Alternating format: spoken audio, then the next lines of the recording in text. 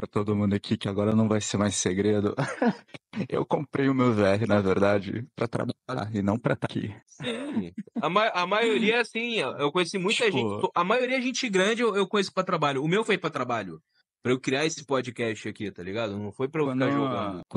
quando a minha faculdade, né, que eu fiz, a gente teve um momento ali pra estudar sobre desenvolvimento de jogos e coisas 3D. A gente precisava desenvolver um jogo durante um período de 3 semanas, de 3 meses, na verdade. Sim. E daí eu pensei, pô, cara, eu tô a fim de ter um óculos de realidade virtual. Então eu tentei encaixar, fazer o meu projeto da faculdade com um óculos de realidade virtual. Foi pra isso que eu comprei o óculos. Sofreu pra caraca, né? Sofri. Pra quem não sabe, né? Cara, tu programar pro Quest é muito difícil. Todo mundo que eu conheço que fala, queria um jogo. Como é que é criar um jogo pro óculos? É um inferno, é um capeta. A realidade de criar um jogo ainda mais sozinho para realidade virtual totalmente diferente, é totalmente muito mais desafiadora. Você precisa de muito esforço. Muito esforço. Imagino, cara. E qual é a linguagem de programação principal para você programar no Quest? Ou no VR de modo geral? Qual é a principal linguagem que o povo usa? Cara, depende muito de escolha de motor gráfico. Eu trabalho com C Sharp porque eu sou da Unity. Sim. Eu olhei para baixo porque é triste. É triste, mas é feliz ao mesmo Eu uso tempo. qual é a Unity? Baixa a cabeça. Mas Unity. qual é a Unity? Qual é o número dela? Não, eu tô confundindo com a Unreal. Deixa pra lá, deixa quieto. Confundi com A a Unreal é Unreal. outra também. A Unreal é outra também, mas você usa C++. É uma outra Sim, linguagem. Que é da mesma sim, sim. família. Eu tenho uma noção. Pode falar normal que eu tenho uma noção. Tá? Qualquer coisa assim. O pessoal, a gente tá falando, deixa eu explicar pro pessoal aqui, né? Linguagem de programação, para você que está assistindo, é a linguagem que você cria um jogo. Ou seja, qual é mais ou menos o programa que você vai usar para o jogo surgir, entendeu? Vamos botar assim para você entender que fosse assim, você aprendeu inglês e aí você conversa em inglês e sai alguma coisa. Vamos botar assim pro pessoal que é leigo. É mais ou menos essa parada. Você tem uma linguagem que você aprende em computador e aí você consegue criar jogos a partir disso, entendeu? Você digita lá a linguagem, surge uma imagem na tela. É meio uma magia negra mesmo, tá? Não precisa estranhar, não, que quando eu vi isso eu fiquei surpreso também. Que magia é essa, velho? Eu tô me chamando de macumbeiro aí, eu não. Oh. É tipo, o cara é que nem aquele meme do TikTok tá em alta. Barararu, barará, darará, da. Os caras dançando assim, aí sai o jogo pronto na tela.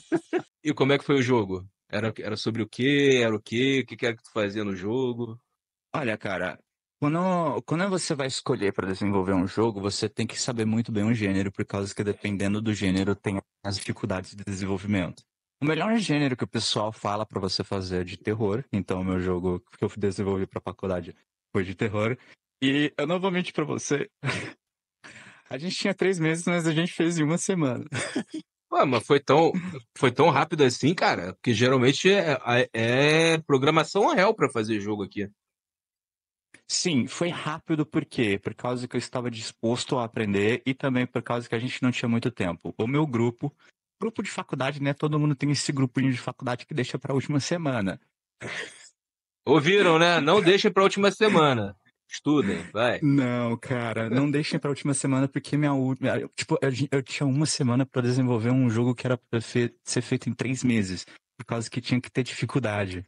Então eu tive que escolher tantas alternativas do que eu iria fazer no meu jogo que eu só, tipo, eu realmente fiz em uma semana, só que com muita energia, muita noite virada.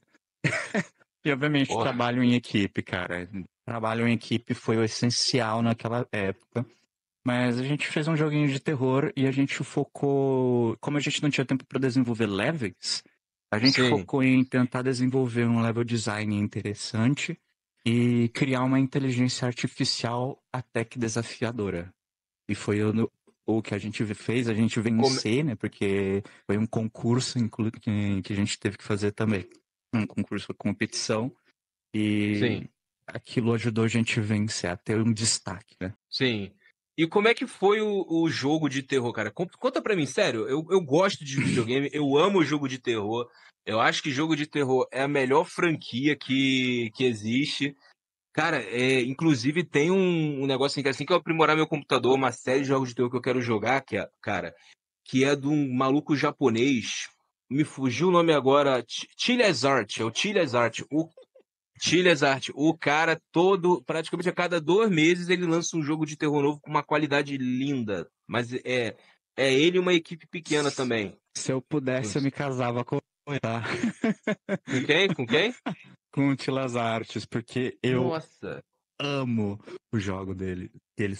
Cara, amo muito. Inclusive, assim, é inspirador por causa da cultura. É tipo, toda Sim. essa cultura que ele abraça pra poder fazer é lindo.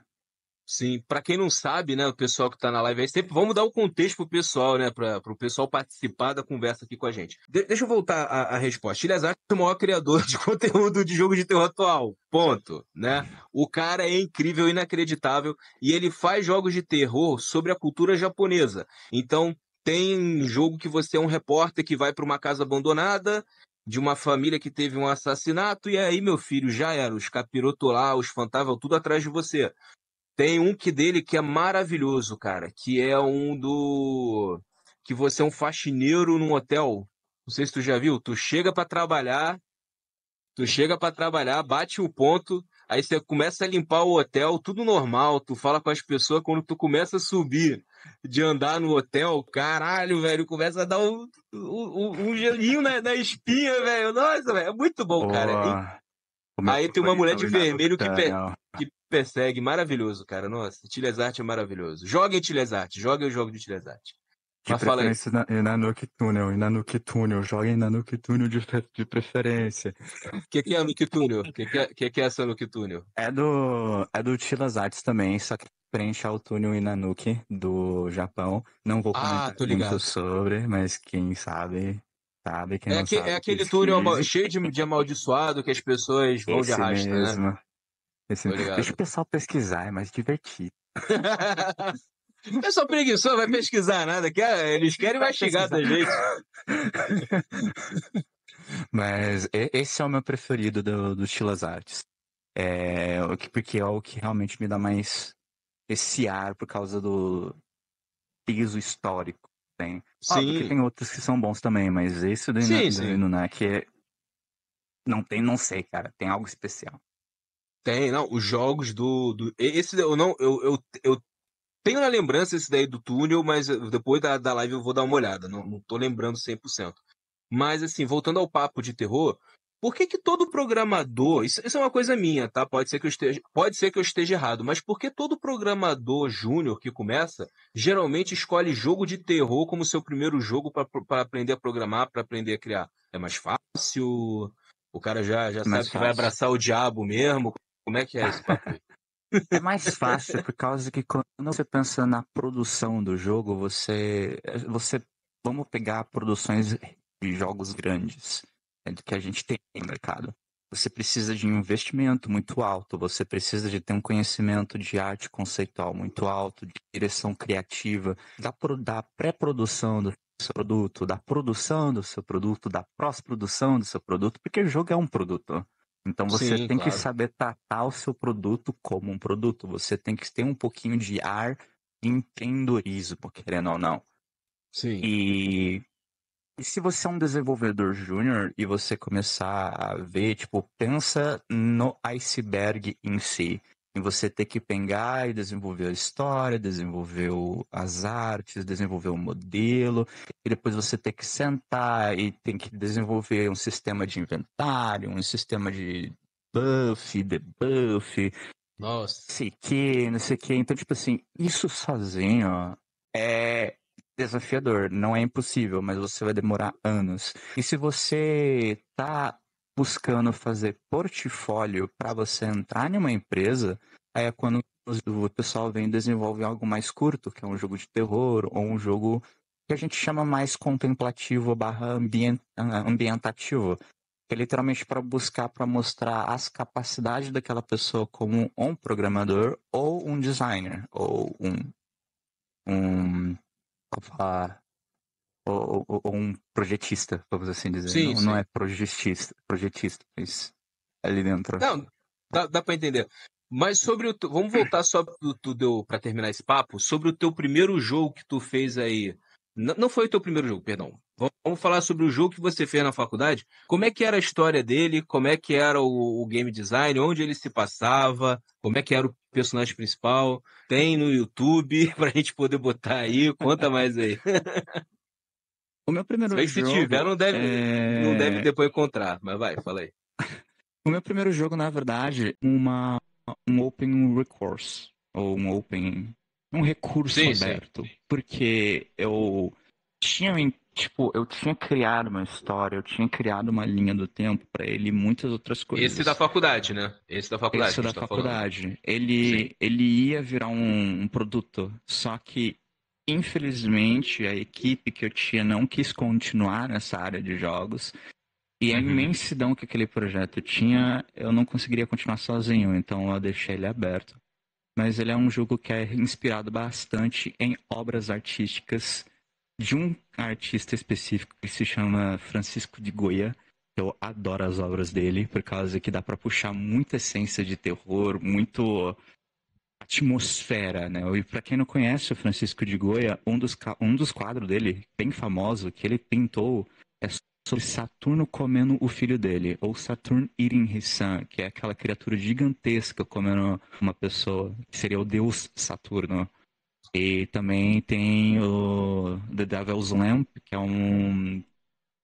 de um cara enchendo a lâmpada com óleo e umas criaturas diabólicas dançando de fundo, porque naquele quadro, no contexto, era de que se aquele protagonista deixasse a lâmpada apagar, ele iria ser perseguido por aquelas criaturas. Então, Francisco de Goya, ele tem um universo que se chama The Devil's Goya. E eu usei de referência esse universo dessas pinturas dele para criar um enredo, criar uma história e tentar desenvolver o meu jogo em cima. O que a Cara, agora gente eu vou teve ter de que conhecer esse resultado? maluco. Vou ter que conhecer esse maluco agora. Que da hora. Muito Então, foda. tipo, Muito da hora. Muito da hora saber disso. Maneiríssimo. Vai.